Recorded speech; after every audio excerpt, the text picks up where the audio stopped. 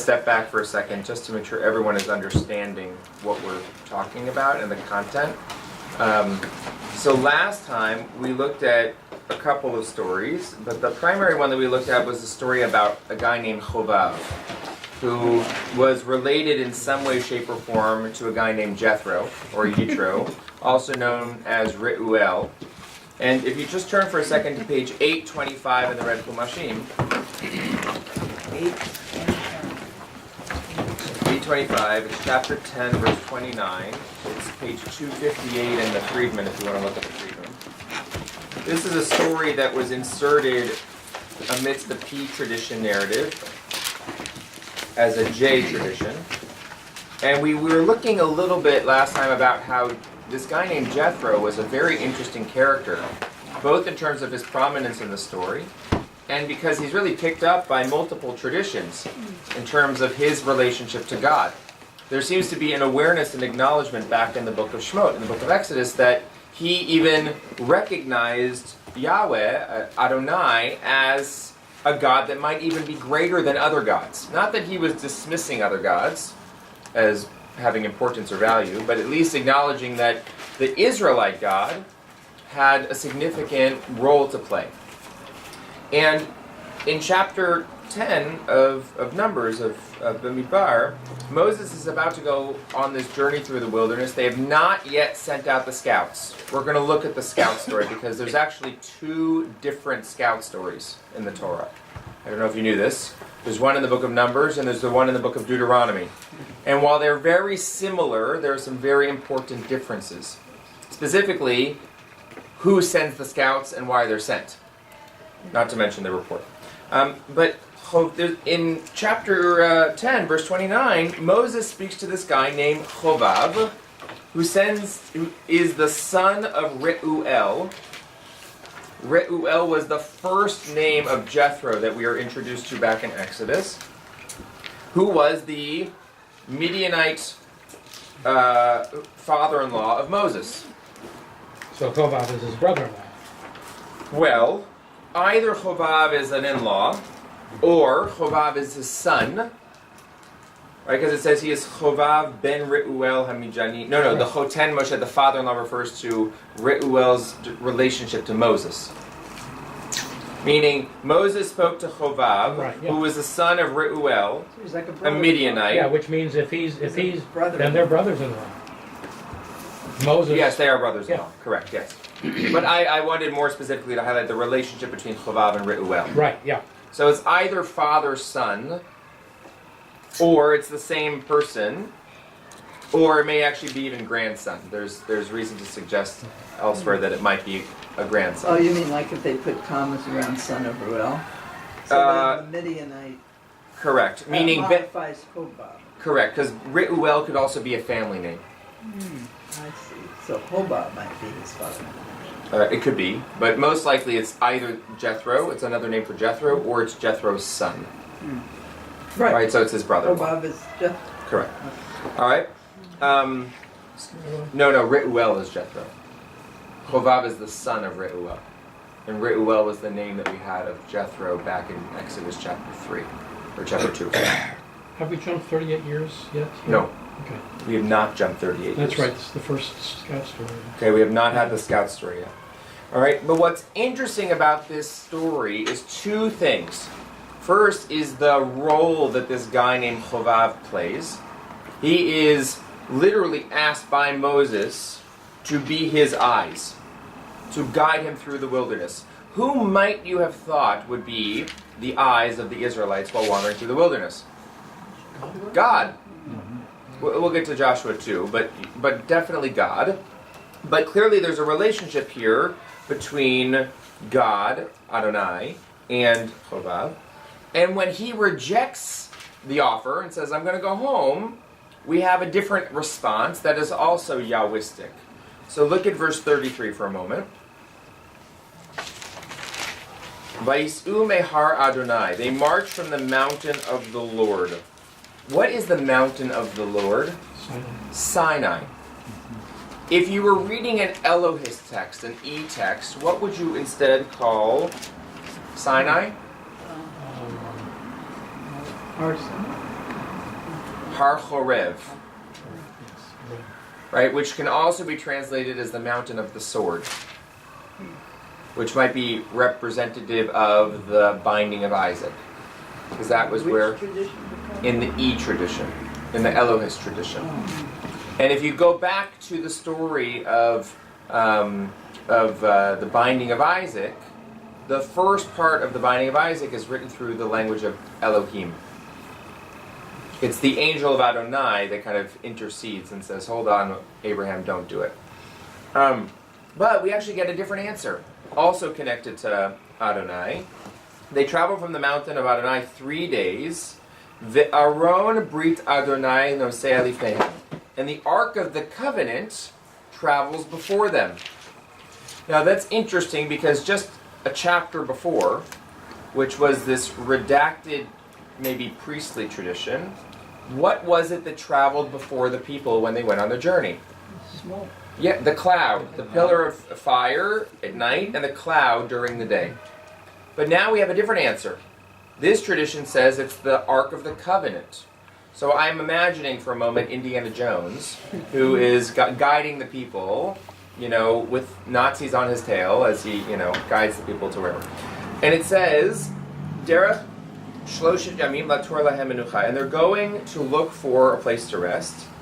And then in verse 34, we have another thing that is reminiscent of the previous chapter. Va'anan Adonai Alehem Yomam B'nosam Mina Machaneh. And the cloud of the Lord was above them by day as they moved from the camp. But ultimately, they didn't have a guide, a tour guide. They had this ark. And then verse 35 and 36.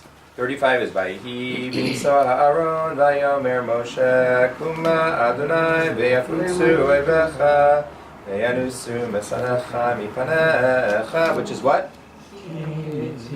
All right, so you all continue. Good. You can all have your bar mitzvah The now. Torah coming out. It's the Torah coming out. It's the beginning of the Torah service, right? Which we all, if I start singing Vayihi b'nso ha'aron, what's your initial reaction? To stand up, right? That's like the Jewish code for if you're still sitting, it's time to stand up now. But really, what was it about? What is happening in this story? They're about to go wander, and before they wander, what happens? The ark goes out in front of them and scatters their enemies. But who is really going out in front of them? Which God? Which God? Good question. I don't know. Why is it El? Because it's not J God. It is totally J. It is Yahweh. Vayihi b'nso ha'aron vayomer Moshe kuma Adonai ve'yafutzu oivecha. And when they come back, it says Ubnucho Yomar, which by the way is the very end of the Torah service. It's right before you sing Eitz Chaim Hi Lamachazikim Ba da da da da. Right? Ubnucho Yomar Shuva Adonai. Come back, Yahweh. Return, God. But which God? Again, J. So what's the purpose of the ark? And what is its relationship to Adonai, to Yod Heh Vav Heh? What's the purpose of the ark? A sign of protection. Good. Which, by the way, completely changes the theology that we have ascribed to taking the Torah out of the ark. When we take the Torah out of the ark on Shabbat, what are we doing?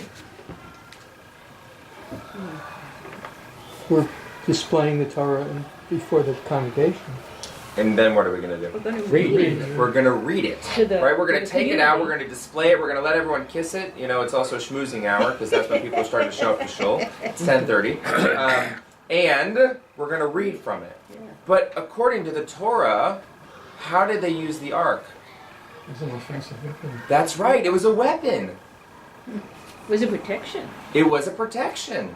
A shield. It was a shield. That's right. Adonai, Yud Heh Vav Heh.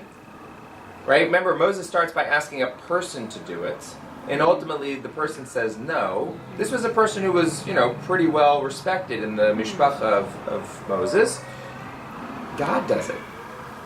God goes before the people when they journey through the ark, through the embodiment of the ark. And the J tradition is asserting Adonai's authority and power as a way of protecting and being a weapon if need be and guarding them in their journey. So are they suggesting that the enemies, the other people, would see this ark coming and the Israelites behind it, and they would be scared? Or You got it. would- No, they'd scatter They would scatter because because Adonai is coming through. it was just powerful, but the element of fear.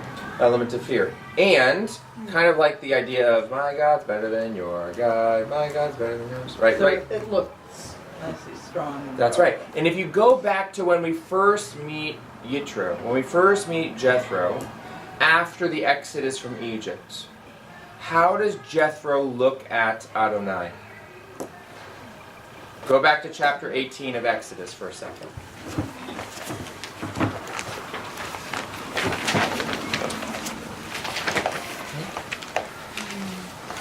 I'm on page 433. Verse. Oh, you're being picky. Verse 8. Oh, yeah.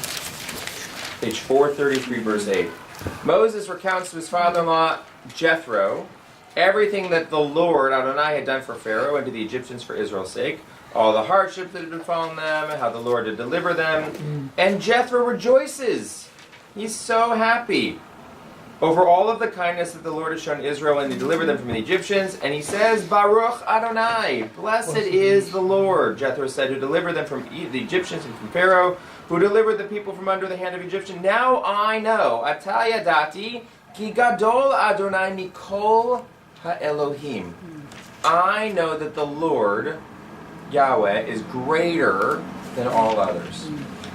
Right. But something that makes sense. So here, they're starting their journey, and the ark precedes them and it's powerful and scatters enemies, but then when they get to the land, somehow they're afraid of the people in the land. Yes. Somehow the powers went away. It Great. doesn't work anymore. And this is exactly the tension that we have here in multiple authorship. If you look at Friedman for just a second on page 258, you will notice that from chapter 10 into chapter 11, we literally have 3 different authors.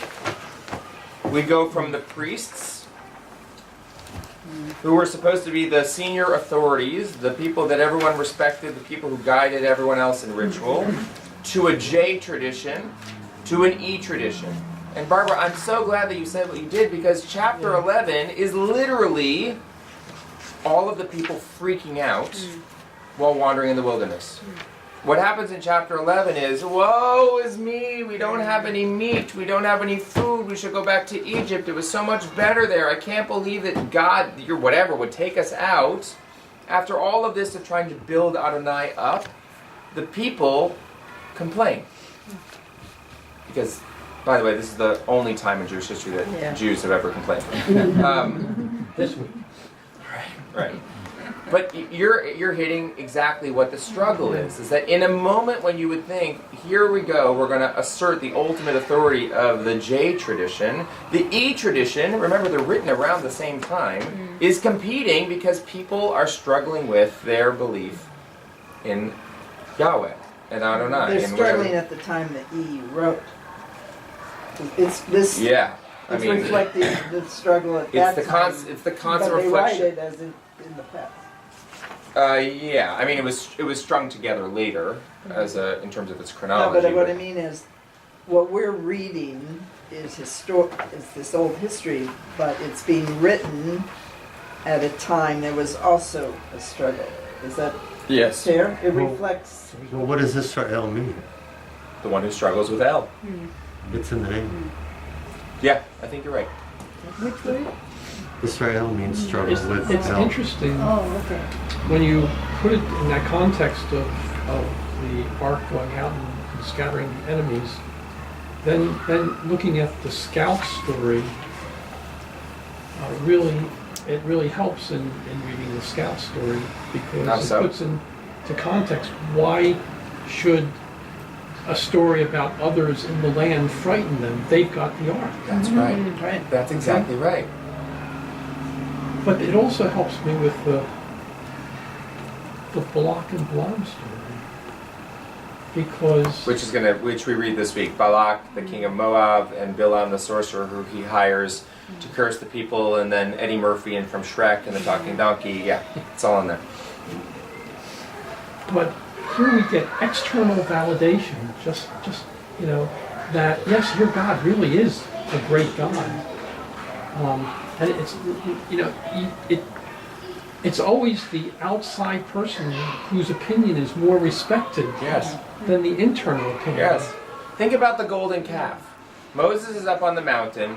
He's away. God is away. So who is it whose opinion is respected? Aaron. It's Aaron. Right? Because they've now removed themselves from the story. You would think that they would still remember. It wasn't so long ago that the 10 plagues happened, the splitting of the sea happened, that they became free. But in some ways, they're always connected to the opposite of that which they need to be connected to. Why is it that they want to go back to Egypt? As bad as it was better than it is right now. What was better about it? Well, they had food. They had food, yeah. And? They had certainty of what their Water. role was. And? The knowing before they done it. That's true. But what else? They had a job. That's true. Think El. about it. They had El. What does that mean that they had El, Phil? It meant that they could throw the Virgin in the volcano and the rains would come. They could what? El is this conception of God that, you do unto him and he'll do for you. So, That's actually the 11th plague. They threw the virgins into the... They had protection. They had protection. It looked like in Egyptian society that the god El did stuff for the people. Now all of a sudden you've taken me into the wilderness, you've given me this new god named Yahweh, whatever that means, and you expect me to believe in this thing that I can't see, I can't feel, and doesn't produce results. And we've got to fend for ourselves. That's right. Oh wait, great, so you're telling me that the ark's going to go out and scatter my enemies? Forget the enemies, I don't have anything to eat. Where's my dinner? Right? So what you're seeing here in the narrative, in a way, is that internal struggle of wrestling with the God that they feel like listens and answers them, and the God that they can't see, even though we call it a pillar of fire and a cloud and an ark and a whatever. That's the perpetual back and forth that we're experiencing in the text. And the whole next story deviates from it altogether and says, God disappeared again. In particular, El is not with us anymore. Yahweh for sure isn't with us anymore. We want to then go back to El and go back to Egypt. Okay, before I ask Stan for his comment or question, did everyone follow what I just said? Say it again. What I don't remember what I said. I was really hoping you'd say yes. I know you were. That's why. Okay. Chapter 10 is made up of two different authors. Okay. One author is the priests. What do we know about the priests? They believe in law. They believe in law. What else do we know about the They priests? also believe Huh? Descended They descend from Aaron. and they want to push, I don't know. They want to push Yud He Vav He. Yeah. All right? When did they write? When did they live? Late. They're later than the J and the E Right. tradition. Right. All right? They're also creating a sense of stability around practice, around ritual, around worship. Here's our system. At this point, by the way, the priests are the Aaron priests. They're not the Moses priests. They're the Aharonic priests. But then, toward the end of chapter 10, we have an introduction of a J narrative. Is J earlier or later than P? Earlier. It's earlier. It's Yeah, much earlier. Yeah. Okay, and J is trying to push the idea of one God, or at least one God that is more powerful than all the other gods, named Adonai. Yud He Vav He. And so, what is the best way to see God's power, that one God's power? Through the ark. Maybe we also have a cloud or a pillar of fire, but we have an ark that goes out as a sign of the covenant that leads us and scatters our enemies. Then that relates to the temple in some regard, if it's written by the priest, because Right, so the priests definitely have a much closer connection to Yahweh than the Elohists do. But then chapter 11 completely deviates from that and says, I want to go back to Egypt. So if we imagine for a moment that J and E are written more or less contemporaneously, one with the other, then you have this tension of, well, here's a God that's going to go out and scatter your enemies, who does all of this great stuff for you, but you actually can't see him or her or it. And so what do? They want to go back to the tradition that they least knew was predictable for them, which is an El tradition. El was a regional god. So if they don't have El in a place where they have Yahweh, where they have Adonai, they want to go back to that, because at least when they go back to El, all of their basic needs are taken care of. They have job security. They have stuff to do. They've got food. They've got water. They've got meat. They have some purpose, and they can see and relate to their God. But out in the wilderness, it looks like that God of El disappeared. So let's go back to the place where El was, as opposed to moving forward, trying to create a relationship with this new understanding of God. Why is escape from slavery not an issue in returning? Right? Why is the fear of returning to being a slave not so overpowering and overwhelming that they would say, you know what, even if God was there, I still wouldn't want to go back? I think there's also the implication that you're not just a slave to the Egyptians, but you were a slave to El. But it's the situation you know versus the situation you don't. Fear of the That's unknown. right. It's a wilderness. You don't know what's going to happen. Right, we've got Egypt, you we've know. got known knowns, we've got known unknowns, we've got unknown knowns and unknown. Wait, sorry. I actually understood that. Good. That That's scares, scary. that scares me. In formulating these stories, where are we in relationship to the attacks by the Assyrians? So this is it's a great question. So historically, Because I'm saying that, is this a way to immunize the people, to let them know they shouldn't be worried about attacks from the outside because they have the ark? right. So the J tradition would totally support that from a southern narrative, right? The E tradition would totally support kind of the onset or the impending destruction of the north. So I can't tell you without further looking at it more carefully, where this story would fall in terms of that history. But you have to, it has to feel like the part of the E traditions that come out of the Book of Numbers is the getting closer to the time of the fall of the Northern Kingdom. Well, the reason I say this is this was all, you can imagine, maybe the Exodus never happened, these stories in the wilderness. Blasphemy. Well, I'm just saying one perspective. Assuming for the sake of discussion only. Yes, right. We just had 50 families leave us home. As a hypothetical. There was no Exodus. All these stories about wandering in the wilderness are made up. Apocryphal.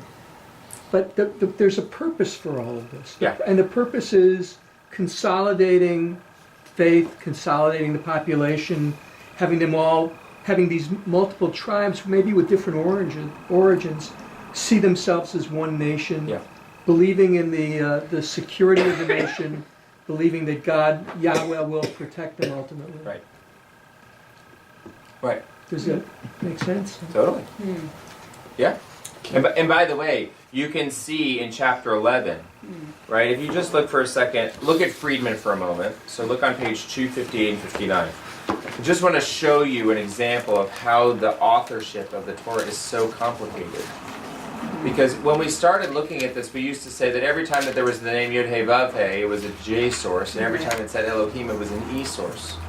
But it's actually not that straightforward, and I think in part you're picking up on some of those pieces, Gary, which is that just look at chapter 11. I want to use Friedman because you can see it more easily. In the opening verses of chapter 11, it says, the people were like grumblers, bad in Yahweh's eyes, and Yahweh heard, and his anger flared, and the fire of Yahweh burned among them and consumed them at the edge of the camp. And the people cried out to Moses, and Moses prayed to Yahweh, and the fire subsided, and he called the place Taberah, because the fire of Yahweh burned among them. And then there was a group of people who all get together, and they say, who's going to feed us meat? We remember the fish that we would have eaten in Egypt at the fish market on, Norfolk or whatever, and the cucumbers and the melons that we got at the Shuk and, whatever, and the onions and the garlic, and now our soul is dried up. Woe is me. There isn't anything except the manna before our eyes. They invoke, if you go down to verse 10, and Moses heard the people crying by their families, each at his tent entrance, and Yahweh's anger flared very much, and it was bad in Moses' eyes. And Moses said to Yahweh, yada, yada, yada. Every time the people are complaining, they're referencing a time of being back in a place where El is God. But every time that God reacts in the story, it's Yahweh that's reacting. You have a story that's written in an E tradition that is invoking the name of a J tradition, as the J tradition getting upset with the people who are wanting to go back to the E tradition. That's all in one narrative, right? You could imagine, let me play it out a different way. Imagine you lived in the northern part of Israel before the Assyrians conquered. And there were a bunch of people who said, you know what, we don't need to go to Jerusalem. We can just build our own altars here. We can build our own synagogues here. And there's others who say, you know, we shouldn't do that because really the real place to go is to go to Jerusalem. So we should keep going to Jerusalem. Right? You got two Jews with three opinions in one place, and they're all trying to figure out which tradition do we follow. This is all just in one chapter, or in 2 chapters. So, I mean, it's that tension that in a way is coming alive in the narrative over which God is my God, which God do I follow. And when one God is sought after, the other God gets jealous. Has anyone ever heard that God was a zealous God? A jealous God who punishes the third and the fourth generation? Were you going to say something, Sam?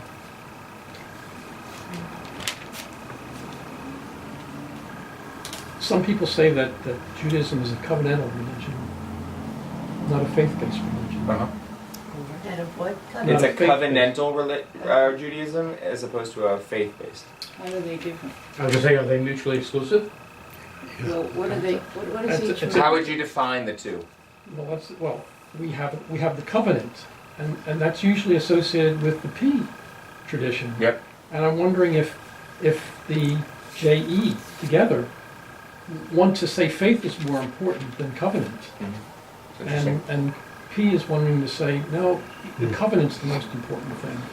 I actually don't know if they're mutually exclusive because I could imagine covenant implies something very, very important in Jewish practice, which is the idea of commandedness, right, or chosenness. Meaning, if you're in a covenantal relationship, you don't necessarily get to pick and choose what you do and don't follow. Whereas faith-based, you in theory, could believe or not believe and decide to follow or not follow. I mean, you could actually make the argument that that's the how multiple denominations or streams of Judaism were born.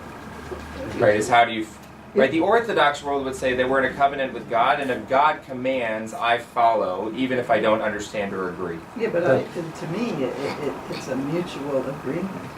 And Presumably. So I have obligations and God has obligations to me. Yes. To me, it feels more voluntary, more mutual. If you opt in.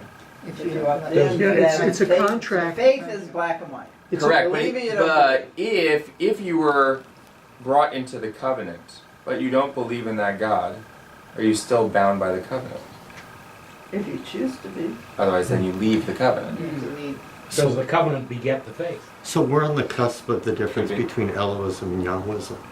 In Elohism, the covenant is you've dedicated yourself to that God, and you bring sacrifice to his temple, and you give unto Caesar, right? And then things rain upon you, and it's a contractual relationship. Right. Contract. The Yahweh's version of it is, well, if you do these things, then good things will happen to you. And so so the covenant there is that if you agree to behave in these ways, then your fields will be fertile and your wombs will produce children and all of those things. But the issue is you gotta do the right thing. And I would say actually that's true here. If you look at page 826, when Moses is talking about the ark, it says, may your enemies be scattered and may your foes flee before you. So I think an alternative reading to that is, if you believe in the ark and you follow, Hashem or Yahweh, and you do the right thing, then your enemies will be scattered and your foes will flee before you. There's a very subtle use of language here. Meaning they don't have to do that, but if they do it. It's not saying that God is protecting them. And then to kind of evidence that later on, Eli brings the ark into battle with the Philistines. And they take possession of the ark and kill his 2 sons. And when he finds out, he falls back in his chair and I think he dies or something. So the ark didn't have the power of Yahweh to defeat our enemies. Right. So either God left the ark, or the ark never had And that by power. the way, that I think is part of the tension that we see in the story of the spies. Right? Caleb and Joshua are going to say, just have faith in God, in Adonai, and everything will be fine. And the others are actually pragmatists. There ain't no way we're going to be able to go in. Exactly. Right? Now, is the reason that we won't be able to go in and be successful because we don't believe in God? Is it because we don't have El with us? Is it because, forget God for a second, we ourselves know that we won't be capable of doing it? So I think there's like a lot of different ways to read the text and try to figure out like, what is the vantage point that they're bringing to it. Is having faith enough? Is being in a covenantal relationship enough? I mean, ultimately, what we would say today is that it's not on God to do these things for us. We have to do them ourselves. Yeah, and even in those days, it's not enough because I may have faith in what I know or what I'm told, but there's always these hidden other things going on.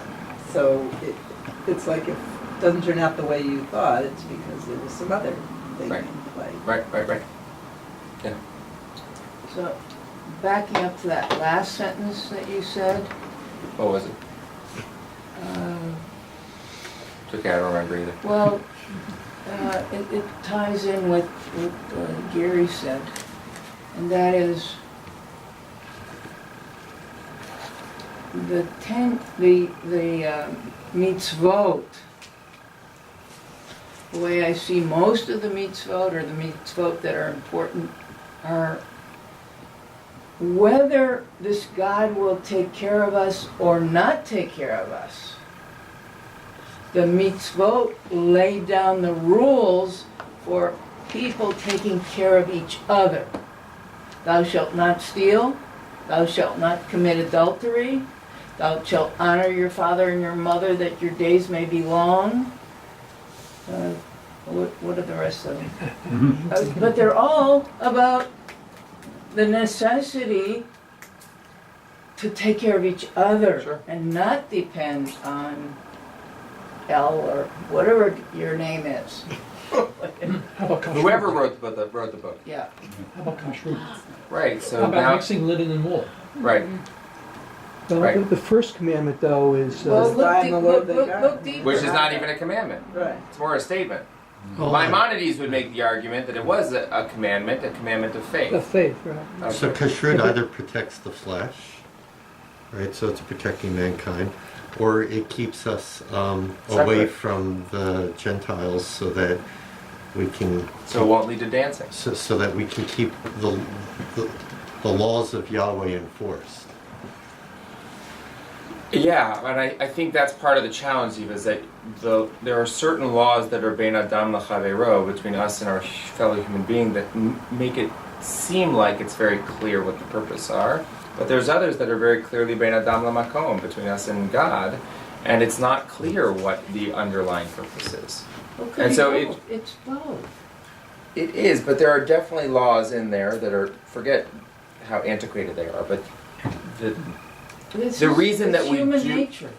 So I'll give you a real life example. On Shabbat, I'm supposed to do a panel discussion with Rabbi Joe Landau, who's the rabbi of the Orthodox synagogue in the city, and with Peretz Wolf Persan, who's a Reform rabbi and rabbi at Lair House Judaica. And we're talking about the differences between the movements. Yeah, right. And one of the major differences between the movements is about the authority of the law and the requirement to follow the law, right? And part of the spectrum is that the Orthodox world, Rabbi Landau said this to me on the phone, and I understand where it comes from.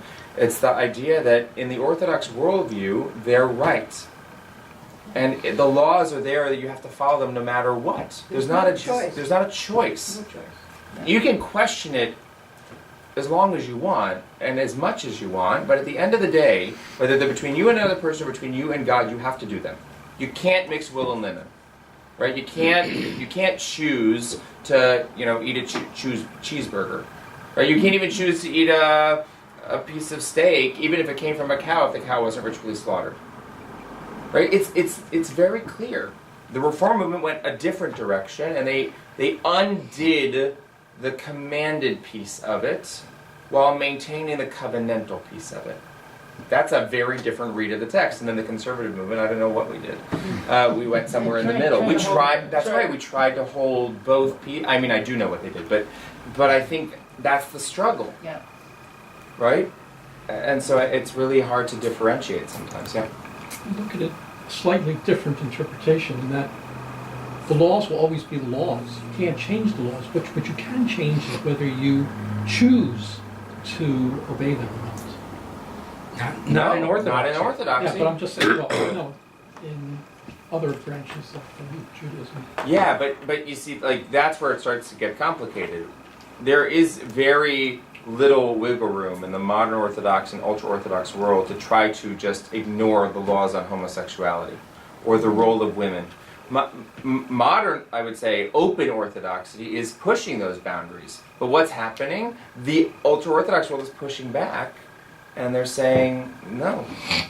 I mean, you can't do it. You can't participate. And the Talmud says that you have to follow the kashrut, or the law, over Torah.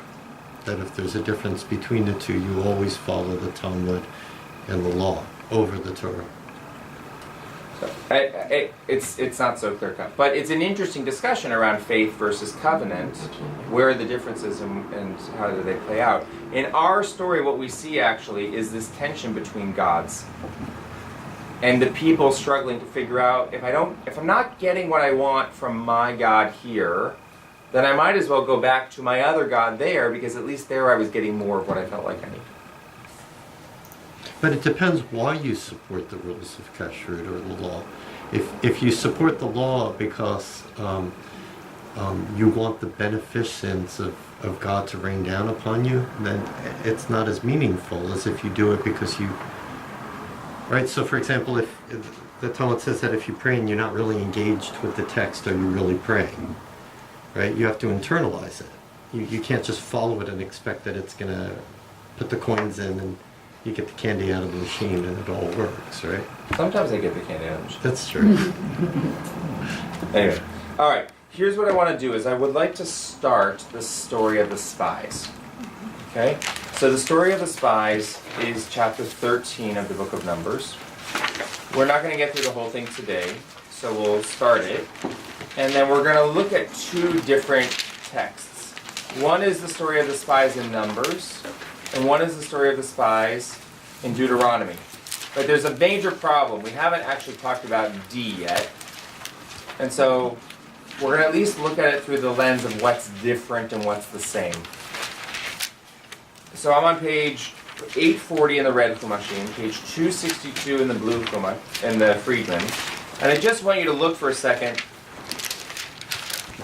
at the Friedman, because I want you to see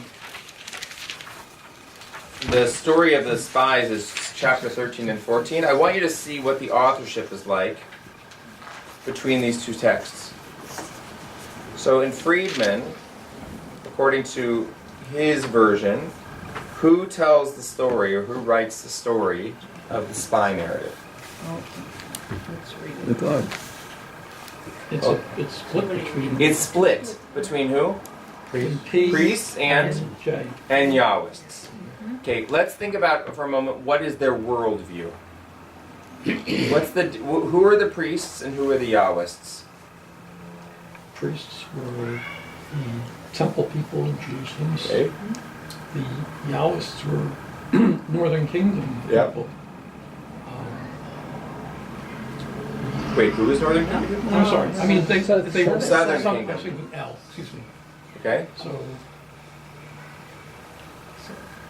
they're both, believe it or not, Illinois. Mm-hmm. Yep.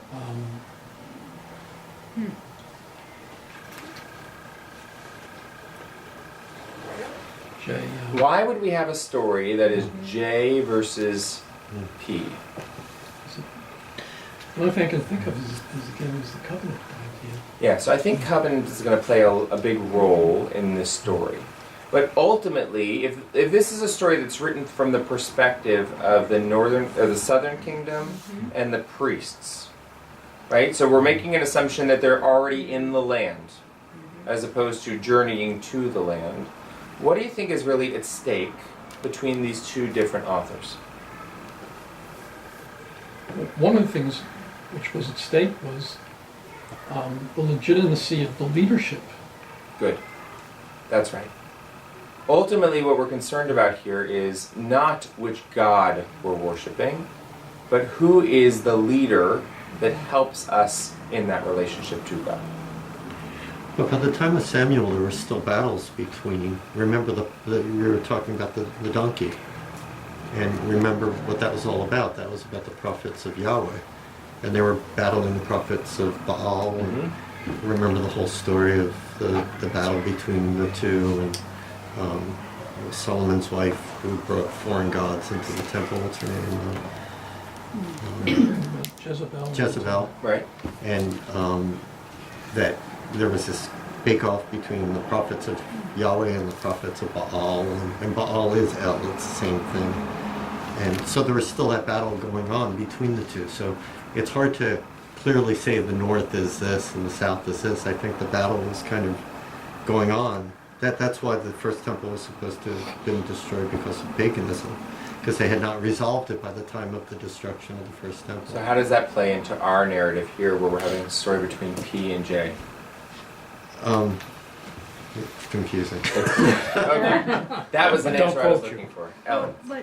But if they're both Yahwistic, one is an older tradition, and so maybe by using the older tradition, it boosts the sort of relevance or the believability of putting in the text from the P perspective. Correct.